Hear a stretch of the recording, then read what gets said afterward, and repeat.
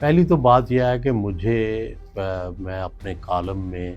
یہ ذکر کر چکا ہوں کہ موجودہ جو سیٹ اپ ہے شہباز شریف حکومت کا، یہ معیشت اور سیاست دونوں میں کوئی کارکردگی نہیں دکھا سکی، اور میں نے یہ کالم میں لکھا تھا کہ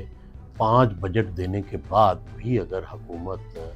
کوئی مستقبل کی امید نہیں دکھا سکتی تو پھر جولائی سے اس کا زوال شروع ہو جائے گا۔ اور آ،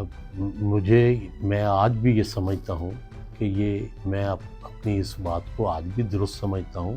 اور میں سمجھتا ہوں کہ اگر حکومت نے یہ 2 فرنٹس پہ کام نہ کیا تو ڈیفینیٹلی یہ زوال کی طرف جائیں گے۔ آج چاہے یہ کہیں کہ فوج اور سیاسی جماعت جو ہے کولیشن گورنمنٹ، یہ ایک ہی پیج یا ایک ہی سلیبس کے تحت چل رہے ہیں، جو بھی کہیں، لیکن ایک دوسرے کا بوجھ اٹھانا زیادہ دیر مشکل ہو جاتا ہے۔ تو اب سیاسی حکومت کا بوجھ جو ہے وہ مقتدرہ پر بڑھ رہا ہے،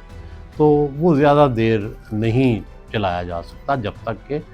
سیاسی حکومت اس کو ٹھیک نہیں کرتی۔ لیکن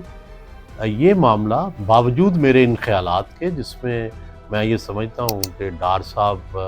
اگر وزیر خزانہ نہیں ہیں تو ان کو جو ہے وہ بہت ساری کمیٹیاں جو فائنانس سے متعلق ہیں ان کا سربراہ نہیں ہونا چاہیے، اور جو ان کو فائنانس منسٹر اگر اورنگزیب صاحب کو بنایا ہوا ہے تو ان کو کھل کر کھیلنے کا موقع دینا چاہیے، تاکہ کامیابیاں یا ناکامیاں انہی کے ذمہ پڑیں، بجائے اس کے کہ ہر کوئی کہتا ہے کہ ڈار صاحب فائنانس منسٹری چلا رہے ہیں یا اورنگزیب صاحب چلا رہے ہیں، تو اس کے بارے میں کنفیوژن رہتا ہے۔ تو یہ ڈار صاحب کا کام نہیں ہے کہ وہ فائنانس منسٹری چلائیں، اور اس پر میں کئی دفعہ تنقید بھی کر چکا ہوں، اور میری کوئی ان کے بارے میں نرمی بھی نہیں ہے شہباز حکومت کے بارے میں۔